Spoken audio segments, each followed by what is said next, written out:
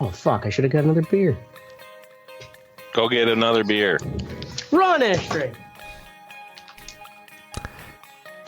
Never fails. As soon as we hit the record button, somebody fucking has a potty break or something.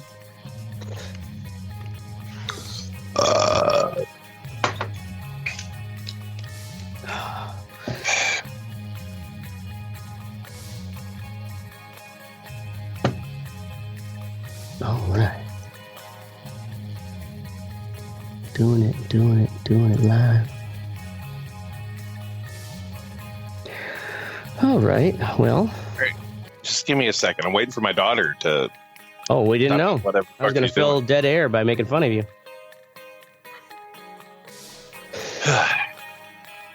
Yeah, right. All right, everybody, hold up. Daughter time. Yeah, because his daughter is more important than Ashtray. Yeah. Well, you know, when the audience, our members are hearing dead air, they think that we might all be having fucking cerebral palsy syndrome right now. Well, shut up, sir. There is no dead air. All right. In this episode of the Red Eye Report, we discuss imposters.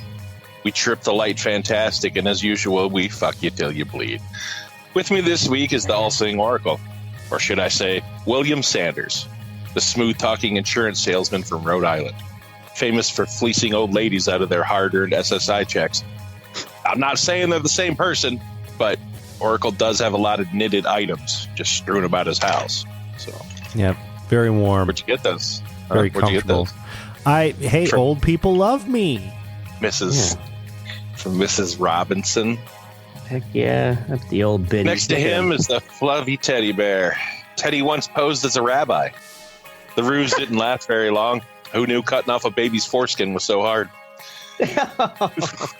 We've also got a soot-covered Ashtray. Ashtray doesn't have to be anybody else. He lives multiple lives in one weekend. Dancing whore, concerned older friend, mouth fucker, whatever the situation calls for. He's not the king of hipsters. He's a hipster chameleon. Last and least, I'm the mystic. I once tried posing as a doctor in a restaurant when a woman was choking. It failed miserably and she died, but she did have a nice rack, so this is the rat part.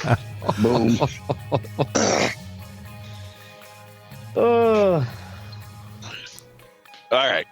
Talking about imposters. People Well, who... first off, we're talking about... Pause we're for talking the about yeah. pause I don't for have I don't have an animal. Oh, Christ, you Okay. obviously didn't check the fucking memo. I mean, really, bro. I did. Yeah. Shit. It was Roxanne the rooster Yeah. decided to change genders Yep.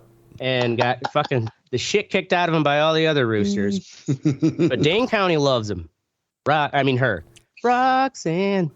Dane County loves them or they. Is that the best pronouns for Yeah, him? I can't remember I'm trying. Roxanne's preferred pronoun now. I don't give a fuck about pronouns, but I'm trying for a fucking rooster before I try for a human being. And that They no shows longer like Bacock. I've Are we never done? been so offended in my life. Yeah, I know.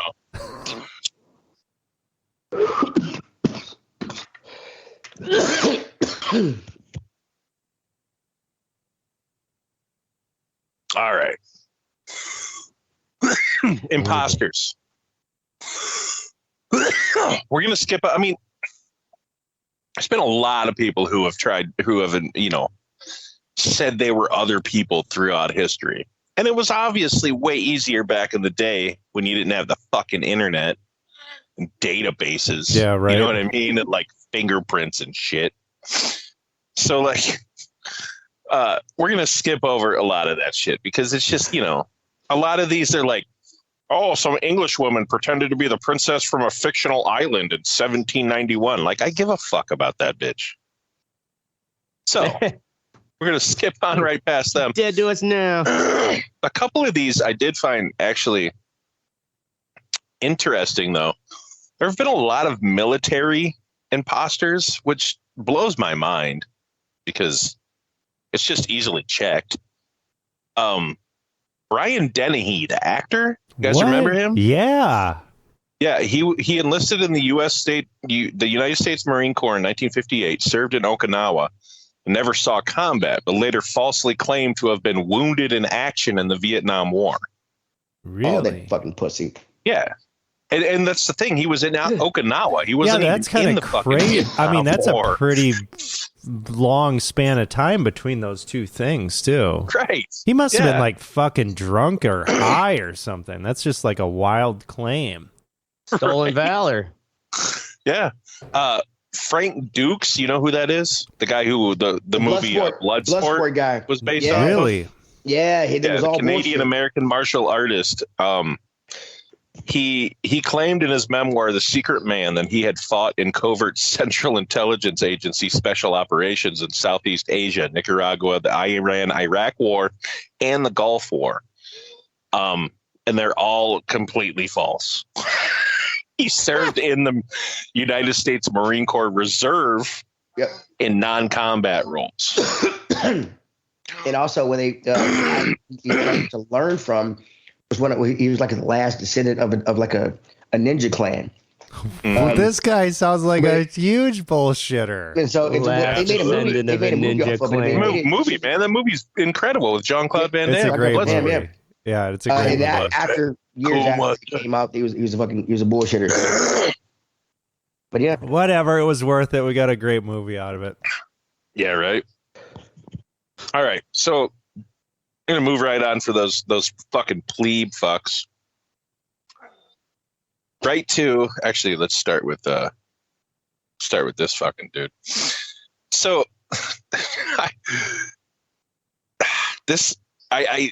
I still don't really get this one. I guess this is how a phony 18th century chess robot fooled the entire world. Robot. Steam powered. In early 1826, one of Europe's most celebrated chess masters arrived in New York for his American debut. The event was widely touted in news articles and advertisements, and some 200 people later turned out for the first exhibition matches at Broadway's National Hotel. It was between him and a machine called the Turk. The Turk had first appeared in 1769 in the court of Maria Theresa, the Empress of Austria-Hungary. So basically what it was this machine, and I don't, oh shit, I never put a picture. I thought I put a fucking illustrations picture. of it. Fuck. Well, I'll try to find If you open that link up, the History Channel one, yeah, there's a picture right at the top of what it looks like. So basically it was like the top half of a robot. It was like a dude, but it was robotic. Oh, that's not an actual person? No. And there's like the gears fortune and teller. shit. Yeah, exactly. And underneath, they would like open the cabinets underneath and show all the gears and shit, showing that there was no human inside. But really, it was a false. Behind it was the human. There was a false back. So they would have a chess master in there, crammed in the back. Yeah, basically, and he had to operate. He had to operate the arms and shit with levers and shit. Of the fucking levers, to like move the pieces and shit, because it moved its own pieces and it knew what they were playing. You know what I mean? So obviously, like it somehow actually, from the bottom, he has to be able to tell. Completely dumbfounded you could do a everybody that saw it. Yeah, you do a periscope. No, he was like in the fucking machine behind the fucking. Well, I get that. Okay. So they had So he was above. He could see it. Yeah, he could see it. Yeah. Okay. I thought it was like a kind of periscope thing because he was behind something, so he had to have kind of like a periscope system. Oh yeah, no, I thought he was crammed in the box. Yeah. No. So yeah, it actually played at one point in 1838. It played, or no, was it 18? Anyway, it doesn't matter. It played Napoleon. And Napoleon tried to make several illegal moves, and it called him out on. It just went, no. Napoleon, of course he's going to make illegal moves. Yeah, right? And Napoleon lost, obviously.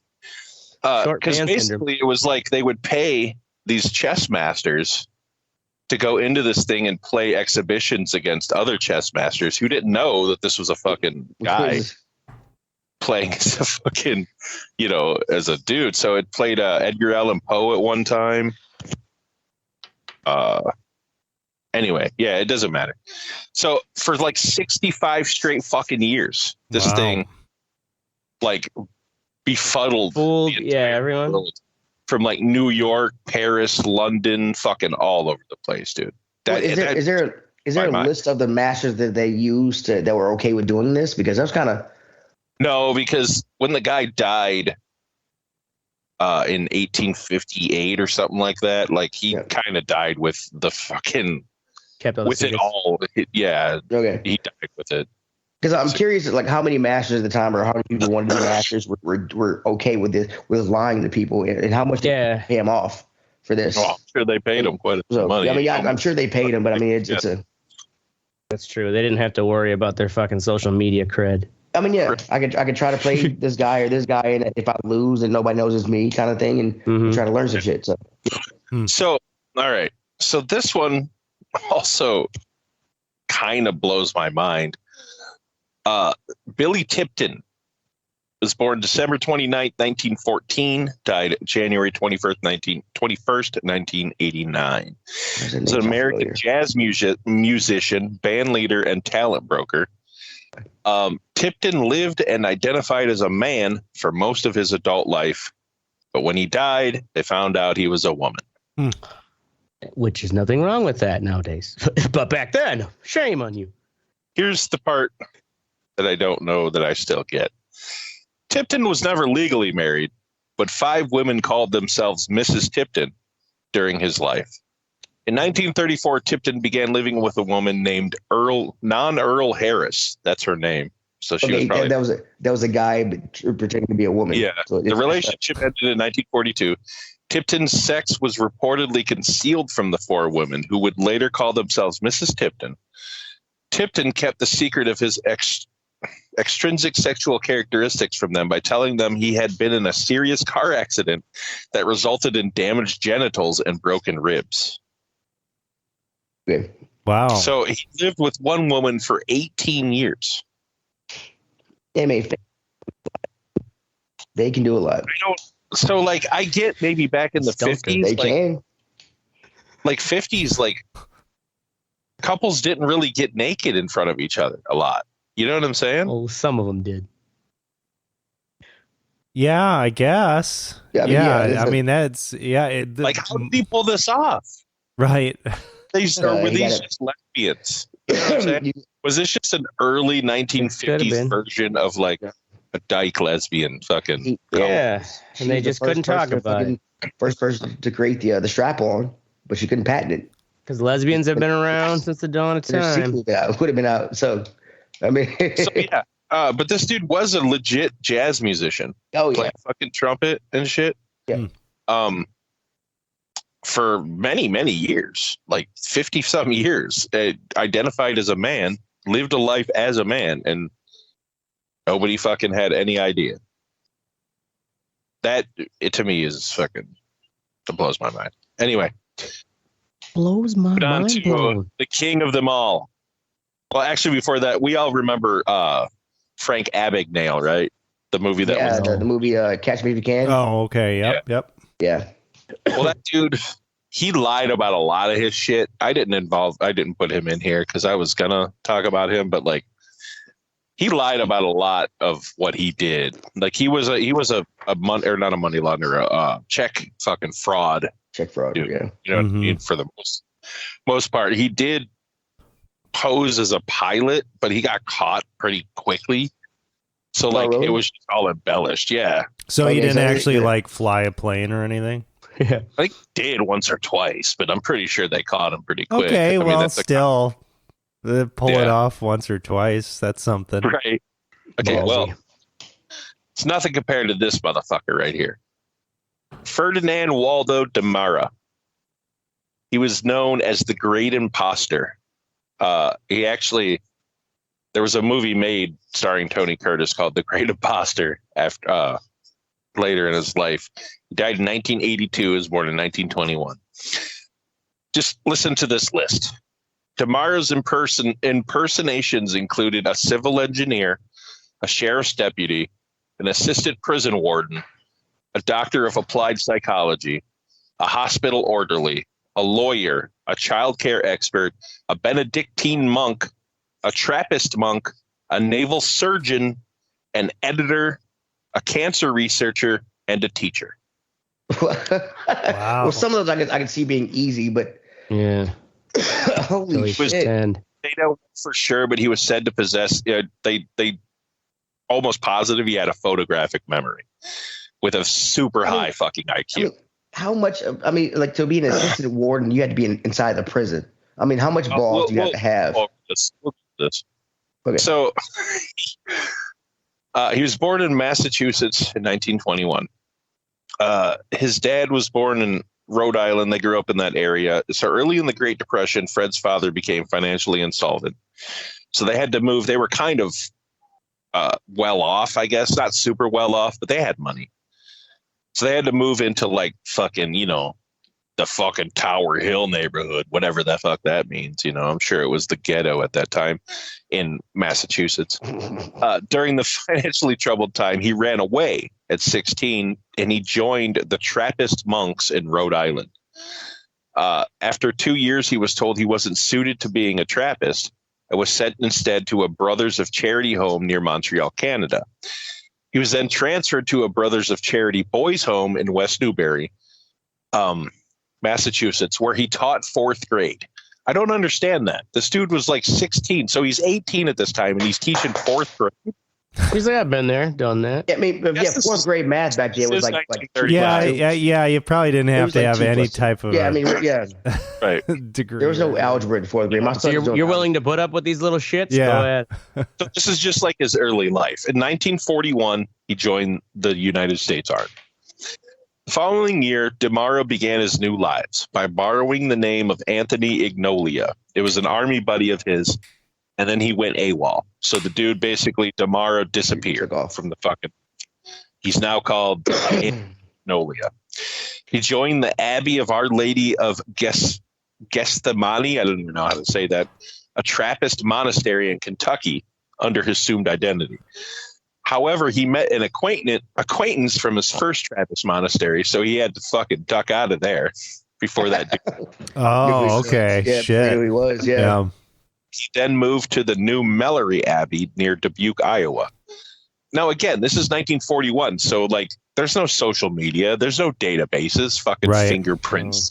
You could just fucking say you're anybody at this point. Yeah, back in the day. Mm-hmm. So basically, they never caught him. He then joined the Navy under this other assumed name, where he trained as a hospital corpsman. He did not reach the position he wanted, faked his suicide, and borrowed Robert Linton French, and became a religion-oriented psychologist. Dr. French then presented himself at the New Subiaco Abbey, a Benedictine monastery in Arkansas. So after various other fucking religious monastery places he's gone, blah, blah, blah, he served as an orderly in a Los Angeles sanitarium. This is a few years later. So he's been through these fucking monasteries everywhere, right? And he served as an instructor in St. Martin's College, which is now a university in the state of Washington. So the FBI, by this point, actually captured him because he had like 4 or 5 different pseudonyms and all these different jobs and monasteries and fucking places. At one point, he taught general psychology, industrial psychology, and abnormal psychology, and published a well-received booklet titled "How to Bring Up Your Child." Not in Erie, Pennsylvania. Yeah. Holy shit! He was made the dean of the School of Philosophy in Erie, Pennsylvania, at the Gannon. Wow. The dean. Yeah. So Nobody else want the job? What? What was the guy's name again? When he wrote the book, the children's book or whatever, psychology book. What was his name? What? Ferdinand Roy? Waldo. What are you talking about? Yeah, which one are you talking about, Teddy? Well, you said he wrote a children's book about a psychology book about how to bring up your child. So Yeah, I was Waldo curious. DeMauro, the same guy we were talking about. I was curious if I could find that book. Oh, I don't know what it would be under because it was a different name. Oh, okay. Oh, Yeah, it's hard to keep it straight. Right. Yeah, when you're lying. Yeah, I was curious what name he wrote the book under, but It doesn't actually say. It just said while he was at that place, he wrote it. So somehow he eventually befriended a Canadian surgeon named Joseph Cyr, CYR. This led to his most famous exploit, in which he masqueraded as this guy working as a ship's doctor aboard the HMCS Cayuga, a Royal Canadian Navy destroyer during the Korean War. Wow. He managed to improvise successful major surgeries and fend off infection with generous amounts of penicillin. yeah, that guy he's from the future. His most notable surgical practices were performed on some 16 Korean combat injuries who were loaded into the Cayuga. All eyes turned to Damara as several men needed urgent surgery. After ordering personnel to transport them to the ship's operating room and prep them for treatment, Damara disappeared to his room with a text on general surgery and speed read the steps for the procedures that lay ahead, including major chest surgery. What? All 16 survived. Holy fuck! Yeah, this guy must have been smart as fuck. He was a Holy fucking shit. He was a straight up fucking photographic memory fucking genius. Yeah. Wow. Yeah. So, basically, blah blah blah. That was his most famous thing. He eventually got caught in 1959. Or no, it was before that. 56. He got caught. 59. He sold his life story to Life magazine. And after that, he literally tried. I mean, people knew who he was at this point in the late 50s, in 1959. People knew that this guy was a fucking imposter. Like, he had all these different pseudonyms, and his real name was Damara. But he still literally tried to fucking come up with other pseudonyms and like live other lives. So he possessed fake credentials so he could get a job at a prison in Huntsville, Texas. According to his biographer, Damara's past became known and his position untenable.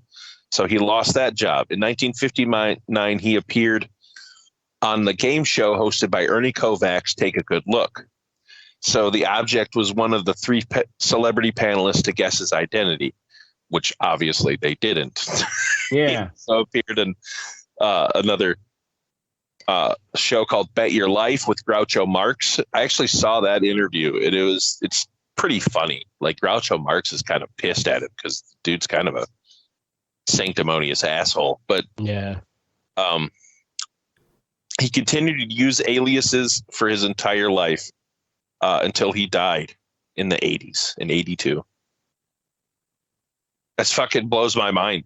He's just that smart. Right. I mean, He was the smartest dude in the fucking room. he lied about who he was, but sounds like he wasn't like ripping people off or fucking anything up. So it's just like, okay, whatever. Think of what he could have achieved if he just tried to stick to one And he fucking saved thing. lives.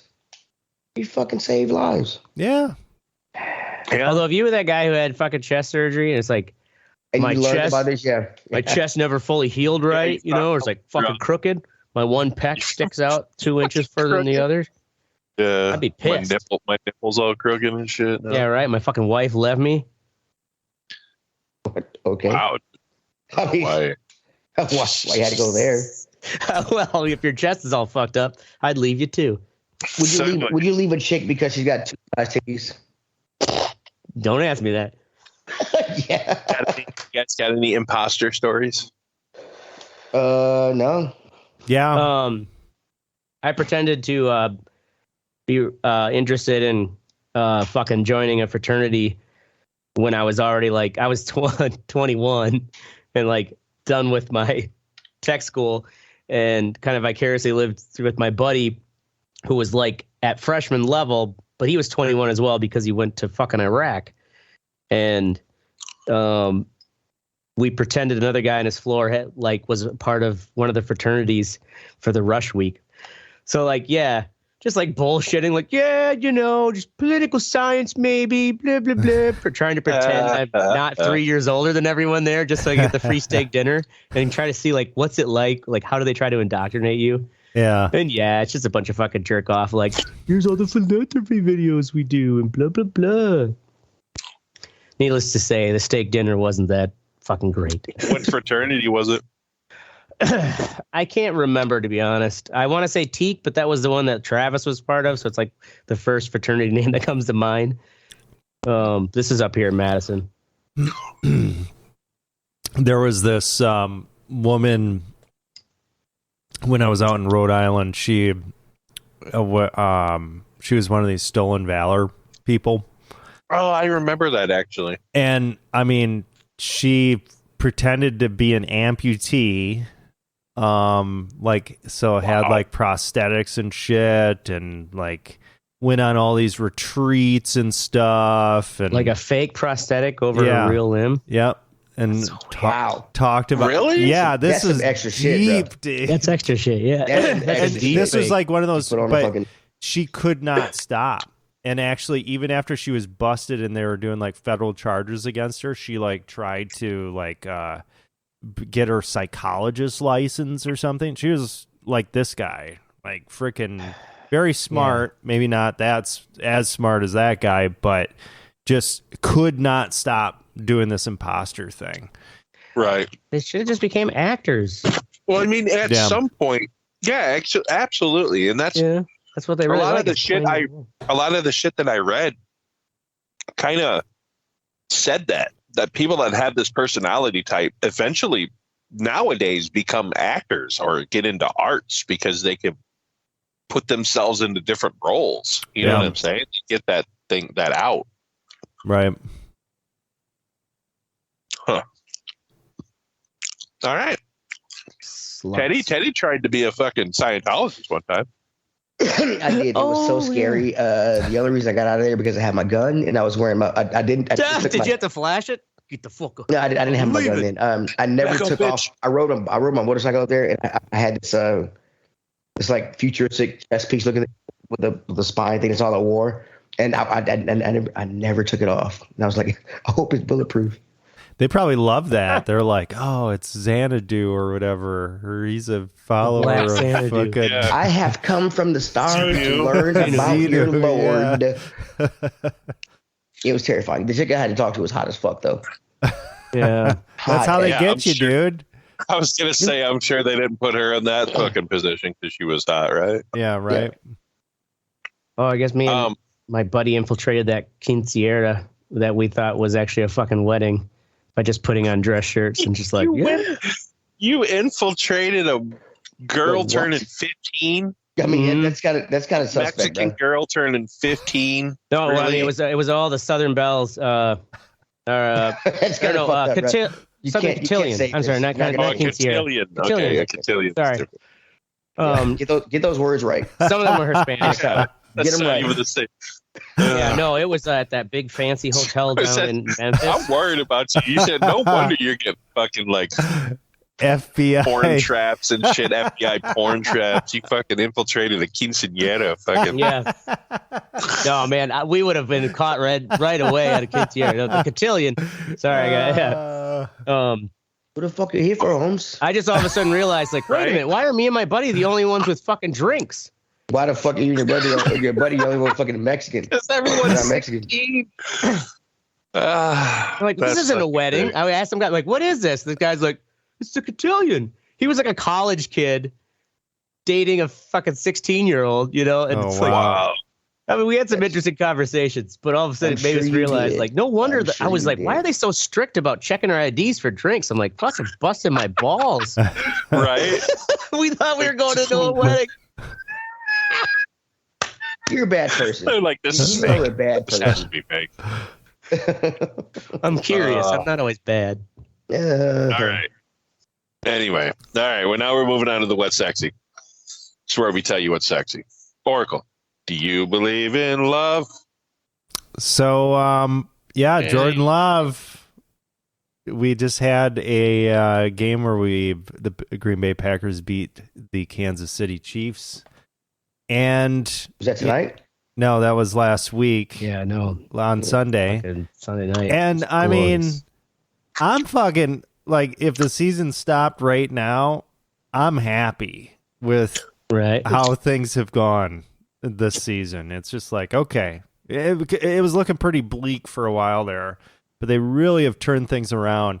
And just, it was cool watching that game and just being surprised and being like, holy fucking shit. Like, you're really seeing kind of like, you know, in retrospect, you see like when Rodgers had like his big, or Brady, you know, when Brady went in for Bledsoe and things like that. Like, you kind of see that. And I don't know if it's going to pan out that way, but it was like, this is not just, you know, dumb. You watched them grow over the last 12 games. Yeah, you know, it was pretty cool. Like, they went from disorganized to actually playing like a team. Like, you see that they know what they're doing. Like, they get the playbook now. So, well, I think they're going to be all right. I mean, the Lions are still going to kick the shit out of them. But my thing is, you take these kids that are top at college, and you hear that there's a reason why the option doesn't work in the pros like it does in college. The game is so much faster and shit. The people are so much stronger, and you throw these kids into this shit and hoping they're as good as they were in college. And a lot of people only give them like 6 games, or even less than that, depending on how good the team is. Especially if you go into a team who lost a great quarterback, or going to a team where they've been shitty for so long, they finally get a good player, and you, especially a quarterback, and they hope they're going to bring that team up. And when that shit doesn't happen in the first 3, 4, 5 games, they kind of write that person off, and you got to give them time to, grow and develop and shit. And a lot of people don't want to do that. They want to give them, Jordan Love was like, people were talking mad shit about Jordan Love in the first fucking, first half of the season. And now, like, they have a general, I'm a Lions fan. I'm glad we're doing this good, after so long. But I know that game is going to be a slog. It's going to be hard for us to beat him. He's been in the league for 3 years. I think that's why people gave him so many games. Right, but because if you look like a rookie quarterback that comes in like C.J. Stroud, that dude has no expectations. He's a pure rookie. You know what I mean? He didn't play Jordan in the Love, first year. In the second year, it doesn't matter. He got to watch a fucking Hall of Fame quarterback play. Yeah, he watched. He learned what not to do. And he also played preseason. He fucking practiced. He should have come out better than he did, in my opinion. Yeah. Okay. But that could be coaching. That could be coaching too. And I mean, it's the whole team. They have the youngest team in the league, working with the whole team. Yeah. And right. It's fucking cool. It's just like, okay, hell yeah. Whatever happens, I think they definitely deserve to make the playoffs, and they will make the playoffs this year. Who knows what they'll do once they get there? It's not for certain yet, is it? No, it's not for certain, but they have a pretty easy schedule for the rest of the season here. Yeah. So they should be able to make the playoffs. And I think they definitely they deserve to be there. And it's just like, well, fucking A. Going from this huge dynasty quarterback to this unknown situation and starting over with the kind of rebuilding this team, that's a pretty good outlook. And look what's going on in the New York City with the Jets. It's just Jesus. Yeah. That didn't work out well. Isn't he teasing now? He might be back in end of December or something. Yeah, why would they even bring him back though? They can't make the playoffs. Well, that's the thing. I was. Was that just Aaron Rodgers trying to that's Aaron Rodgers. His own fucking, because his cachet in the public eye right now is just fucking dead. Right. It's as fucked as his leg. But I just saw the news cycle was literally like maybe a week ago. We're like, "Ooh, is Aaron Rodgers going to?" Yeah. Well, he's got to have some sort of relevancy in the media. Like, is that just him posting? Yeah. Right. Yeah. Word. Teddy, Mario RPG remake. Mario RPG remake. Roll that beautiful bean footage. I started playing this back on the SNES. The main reason I started playing it back then is because Nintendo they had all the SquareSoft games. It was SquareSoft back then. They all the JRPGs on there, and they tapped in to make this game. It is also the precursor to Mario, Paper Mario. But I didn't get into it back then. With the new update, it's so many Marios. Yes. But this new shit is I love the graphics. I love the fucking the RPG gameplay. They added some things, they changed other things. but it was a solid JRPG that I didn't give a chance back in the day. I played, like I said, I played a little bit of it, and then I didn't play any of it. But there's also a lot of other JRPGs on there to play. Story is great so far. Gameplay is tight. The leveling up is awesome. It's a solid RPG. And I'm sorry I didn't give it much time. What's the smirk for, Oracle? Did you play back in the day? Yeah, I actually played through that. Did you? Okay. Yeah, back in the day. It's a good game. The graphics look great. Like, it's nice. I was just scratching my balls. That's what my okay. was about. They updated the music with a full orchestra. You can choose to play with the old SNES, music if you want. But if you like RPGs, like I kind of want to go back and play the original on the emulator now because what I missed back then and see the real comparison. But yeah, check it out. Boom. Boom. Split. Boom, boom. Ashtray. Another boom. Mouse face. Mouseface, yeah. Time Magazine's Cat of the Year. I like her pussy on that cover. Taylor Swift was the cat. Person of the Year. Of course. Which also is like, Time knows that, like, this is what we need right now. Fuck the Israel-Hamas war. Let's go to Taylor Swift. You have any idea how many people are going to buy those issues? Yeah. Yeah. Compared to, like, if Swifties are buying 20 copies. If they made Netanyahu or some dumbass, Right. I think one of the things, too, was Trump's defense lawyers. Person of the Year, like... Oh, my God. What? Yeah. How dumb is that? Yeah. Some of the options were completely stupid. But I do have to say, like, if I see this out in the newsstands, I'm going to buy a couple of copies of this and turn them into lighters. The thing is as much as I hate her, it's not because of her. It's because of the people that fucking blow her out of proportion. Yeah. But her fucking, she literally boosted every economy she went into playing these shows. You know what I'm saying? Like a lot. She made a lot of fucking money. The Chiefs game. And in turn, a lot of people made a lot of money because of the bonuses she gave. You know what I'm saying? Like it's crazy. She got 50% of all those ticket sales for that movie because there was no studio. Actually, 45 went to the local theater itself, and then 55% was split between her and AMC. And she got more than AMC direct. Oh yeah. Yeah, that's a lot of money. Even if even if she got 25 of that 55 instead, you know what I'm saying? Yeah. 25% of fucking $600 million or whatever the fuck it made. Like, that's crazy. She didn't do shit. She did the tour. All they did was film it. They filmed it. Yeah. Yep. Yeah. So that's just extra on top of what she fucking paid off the tickets. She did pay for the entire, she fronted all the money for all the production too. So because there was no studio involved. She got that back before the 25%. Oh, too, yeah, you know for sure. So, that's the thing is almost where you could see the, and with this tour being the Eras tour and it's all these albums, it's kind of like, this is a fucking crescendo. She better just go fucking quit Winners, start knocking out. Maybe that's her plan.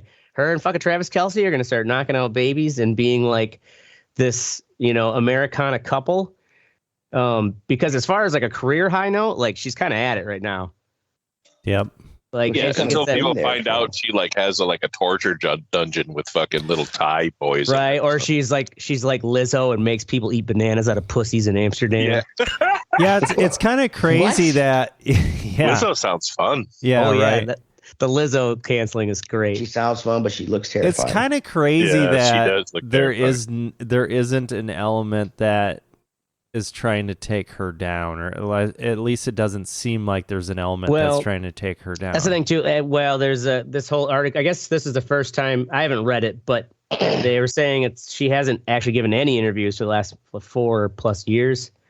And I think a lot of it was that fucking Kim Kardashian, Kanye, when they released that recording that they were talking to her on the phone and implied that she was okay with him saying that anything that Kanye says. Whatever. I can't remember what Kanye said in one of his rap songs. Anyways, it was something about me and Taylor are gonna date. So. I made that bitch famous. I think he said, or something like that. And they're You like, should "Oh yes, kiss he a said it was picture cool." of Hitler every morning. Yeah, now look Yeah. where Kanye's gone. He's gone to Nazis, and Taylor Swift is person of the year. Kanye is fucking piece of shit. You know, he's like, man, he wishes he had Taylor Swift money Hey, right now. bro, the George Bush doesn't like black people shit was hard. That was the hardest shit. Did you? That was. Yeah, he's had his moments. George Don't get me Bush wrong. I still doesn't love a lot care of Kanye's about work. black people. I'll never fully write him off, but he wishes he had Taylor Swift money right now. Oh yeah, well, who doesn't? Yeah. He's got Bam. 12 Lamborghinis. He still has Taylor Swift money, or close to it. He's fine. All right. I'm going to talk about Geddy Lee, bass player for Rush. Has a little show that he does on Paramount Plus called Our Bass Player's Human Too, where he goes and just talks to other bass players, famous ones. The first episode was Les Claypool. And the second episode was Robert Trujillo from Metallica and Suicidal Tendencies. And then some chick I don't know. And then the fourth one was Kristen Novoselic from Nirvana. And they don't really talk. I mean, they talk about music here and there, but it's mostly like he wants to see what they do in their spare time, like what other hobbies they have and shit. So like basically Les Claypool just took him fishing. You know what I mean? Like, because of course Les Claypool fishes and does like a lot of outdoor shit, like excavating. He like bought an excavator and just started tearing down trees. He's Canadian. Shit. He's gotta. Geddy Lee's Canadian. Oh, is he not Canadian? Like Les Claypool's from California. Okay. He's Never from mind. like El Segundo, which is like, you know, the sticks of California. But and then Robert Trujillo. I've only seen the first two episodes, but they're pretty good. Robert Trujillo is he lives right in fucking Venice Beach, man. Like they went surfing, fucking watched one of his kids play a concert and shit. You know what I mean? Like Robert Trujillo was in the pit. Like they don't, you know what I mean? It's not fucking like, it's not like a music show, but they do talk about bass playing, which if you are a bass player is nice, but you don't need that. Otherwise, fuck off. Anyway, check it out. Okay, Or so don't. before we continue, my wife about the what do you call it? The bitch we were talking about, the white bitch, the bitch. football player. Oh, Taylor Swift. Taylor Swift. Oh, okay. Apparently, her and Beyonce, they do a great public job for public transportation. They pay extra dollars for the transit workers that do the extra work to get fans to and from the concerts. Wow. Well, there you go. That's cool. Nice. That also helps the city like tolerate the Right. influx of that Yeah, insanity. absolutely. That's true. Yeah, Yeah. the influx of fans. Yeah, Yeah. I remember when she was having a concert here at Bridgestone, and it was like the Friday and Saturday night was one of our two busiest nights that week because they were just the Swifties were out. Well, yeah, she had she used 97 semis. Yeah, that's fucking crazy. And she gave each one of those dudes like fucking, what was it, $250,000? Each one of the 100,000, semi drivers. something Really? For 100 Damn. grand. or Yeah, their something. bonus Yeah. was like $100,000, I think. Yeah, That's Yeah, fucking it awesome. was 100 grand, yeah. that's Yeah. nice. Yeah, I mean, and that's like, she gave everybody on the tour bonuses. That's crazy. That's fucking really cool. You know what I mean? Like I don't like her music, but good It's for good. her. Yeah, it's also good PR Good for her. and for her entire like brand as well. But Right. the closest thing I said to that was I was in Boston when Paul McCartney was playing. Yeah, What's the fucking stadium there in Boston? The ball stadium. Fenway? Oh, the football, the Foxborough. Well, Oh, I thought it was a baseball Foxborough's stadium. I not, can't remember. not in Boston. Fenway is in Fenway's a Boston. Yeah, it would have been Yeah. Fenway. Sounds Yeah. right. Yeah. And man, the line, like 3 blocks of those semis that are exactly the same, Yeah. you know, and you just see like we kind of heard some of the songs as we were walking around the area outside, but then at one point we got when it was like they were loading out and we had to drive by that operation. That's impressive. The orchestration to make all that fucking happen. The orchestration is insane and shit like that. I was watching this behind the scenes thing of this fucking festival that this dude was fucking taking the tour of. It's just nuts how many people are behind the scenes and shit like that. Like just the crew loading every band in, you know? Oh yeah. Fucking cool. Word. All right. Same. Fuck what you think. This is where we tell you to fuck off. Teddy, college football playoff rankings. College football playoff rankings. I Fuck Alabama. am a Michigan fan. I live in the South. I am so goddamn tired of these inbred yokels screaming SEC every goddamn year. When they're below 500 versus the other conference here, and it's not the first year it's happened. I believe Michigan's gonna beat the shit out of them. Well, not beat the shit out of them. It's Alabama. They're gonna beat them. But the fact that it's the first time in history that an undefeated, conference champion has not been allowed to be in this bullshit thing they call a playoff in college is fucking retarded. Yeah. Well, it's all about money. I get that, especially when they beat three. Well, Alabama brings in a lot more money than FSU. I get that, and that's why they're doing it. That's why if they had, it's fucked up. They nobody planned on Georgia to lose, and when they did lose, they had to fucking, they had to let in a team they beat both of the other two teams they're considering. I get that, but you have I mean, it's just fucked up for these kids. That I feel bad for Florida because they got fucked. They got fucked. I mean, they lost. Real bad. They lost their starting quarterback, and they still won.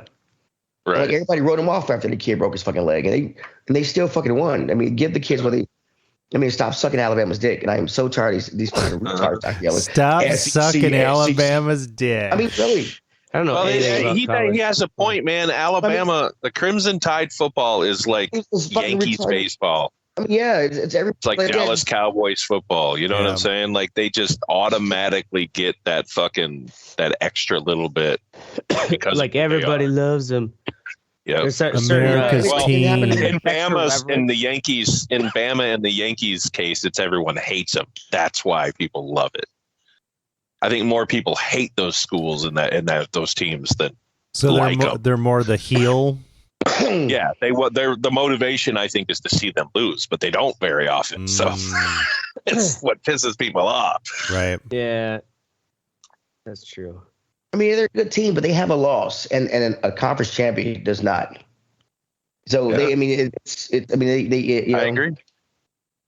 It's just fucked up for the I will be tuning into the Rose Bowl. Think about the kids when Michigan beats the shit out of Alabama. Think about the kids. I hope they do. So I can hear these. So I can just wear all my blue and amazing blue and walk around with these retarded Southerners saying, "We'll get you next year." Yeah, fuck you, you inbred motherfuckers. That's the spirit. Wow. All right. Oracle procrastination. Yeah. See what I did? I did that right away for you. Thanks. Because I need it. Because after the show, I'm going to be finishing up my final project for this semester. Oh, wow. Wow. Yeah, I just procrastinated. I don't know. I just didn't give a fuck enough. What do you have to do? I have to make some firewall rules and tweak a network. Because they write out a whole fucking operation kind of. Yeah. I don't know. The class. Due tomorrow? Yeah. Yeah. It's due at midnight. Oh shit! What? In an hour? I mean, yeah. Hey, I've been. It's not like I haven't been working on this at all. I gotta kind of sounds like you have. It's like your taxes. I just gotta wrap it up. I gotta wrap it up. I gotta put the. But the class just wasn't that like terribly interesting to me, and it just wasn't that engaging. I mean. It just didn't have my interest, and I was like, "Fuck! I don't want to work on this. I don't care about this." Class all online, or it's all on. All my stuff's online, but the thing is a lot of the stuff that I do, there's practical application stuff through like virtual machines, and you have these tasks that you do on this stuff, and this didn't have a whole lot of that. It was just kind of like, "Oh, here. Read these chapters in the book." It's like, dude, if I wanted to just read a book, I'd do that. Like, right. This isn't really. That's why I hated college. Yeah. There's the theoretical shit. Give me hands-on all day, man. Right. Yeah. And my brain nowadays, like, I feel like maybe in my undergrad or whatever. Well, plus I wasn't working full time and didn't have a fucking baby at that time either. Right. It's just like, I don't have time for this shit. Like, your attention span. Fuck reading this book. Right. So I don't know. I gotta play some fucking. It'll be fine. But yeah, I probably shouldn't have procrastinated. I sometimes get that way where it's like I need the fucking deadline to make me grind. Oh shit! That's pretty much what online school is. They have to. There's no really hands-on with the teacher. You have to wait for them to respond with an email or something. So you pretty much are reading the text yourself and doing the assignments. So yeah, and I mean I'm fine, especially if it's like practical application stuff where it's like, okay, yep, here's the thing, you got to find this thing or whatever. Like my next class, figure out the problem, right? Yeah. My next class is like all hacking shit, so it's just like, okay, hack into this fucking shit. Like, all right, nice. Cool, I can do that, and that's fun, that's cool. Teach me your ways, master. But actually doing it, don't just fucking tell me about it. I don't need that fucking Will Smith Cuckosaurus fucking lesson. Why you gotta bring Will Smith into it? I gotta get in there, man. I don't know. You gotta bring that poor man. He's had too many dates. Let him heal. Ashtray doesn't have anything, so I'm gonna go. I'm not your personal slave, Megan. If I pay for you, you are. I came into work today late. It was my fault for being late, but still. As soon as I sit down, the digital web chick, it's fucking annoying as shit. She's like, I could hear her voice. She's like, "Hey, Larry." And I was like, oh my God, here we go. She's like, "Are you busy right now?" And I'm like, yeah, I'm late. So I'm behind. So yeah, I'm busy. It's exactly what I said. She pauses for about 2 seconds and continues to explain what she needs me to do. Right? So I let her finish and I looked straight in her eye and I said, "I'm fucking busy. I'm not doing that." And she like got all fucking pissy and like walked away. Like, are you fucking kidding? You ask me if I'm busy. I say yes. And then you expect me to still do it? Go fuck yourself. Learn how to do this shit yourself. I'm not your fucking slave. I'm hired to do one job, and that's produce or to fucking cut the fucking 2 shows that I'm hired for. I'm not fucking doing your shit that needs to go on the digital fucking part of the web. You have people for that. Right. And because I'm the only one visible in the fucking newsroom as an editor, I'm the one that all of them come to. And I'm done doing it, dude. If I have to be a fucking asshole, I'm going to be a fucking asshole because I thought you already were an asshole. Yeah, just shit your pants, you sound dude. like someone that only a certain percentage of the newsroom appreciates and likes. Dude, the rest of them are like, that Larry guy, he's really cranky. I try to be nice until somebody fucking does something like that. You know what I mean? She didn't even listen to what I said. She just, "Are you busy?" And then just thought she was going to push off her fucking work on me. No, fuck you. Get your shit done. Yeah. Fucking bitch. No, you should seriously just get some adult diapers and just fucking shit your pants. Like stare right in the eyes and fucking shit. I am. Yeah, go over that. You remember how Oracle finds that line and shits across it? That's one of those moves. Jerk off into my hand and just fling it at it. Yeah, right. That's a fine way to lose your job. You guys are taking this too far. I gotta say, in a professional business. Yes, it's a medical condition, dude. No, what you have to do, don't discriminate. No, I like my ties. If you fling shit at me, I didn't say fling shit. Just shit and your add pants. a little extra seething to your voice when you're like, "Yes. What do you want?" That's how you do it. No. Ashtray, go. I'm done with it. Oh, me? Fuck me. Yeah, I guess fuck myself. And that's our show. Be sure to us. Pretty much. Fuck me for being a sexy devil. That's all. I don't know. Nobody says it. Fuck you for being a sexy devil. I want a second fuck you thing because he is not a sexy devil. He's a man whore. That's I want that on the record. Tomato.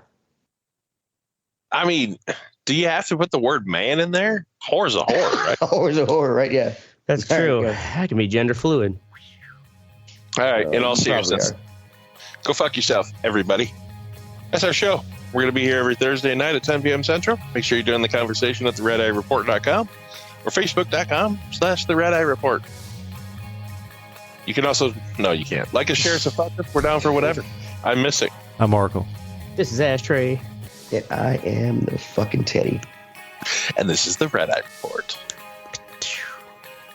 I am.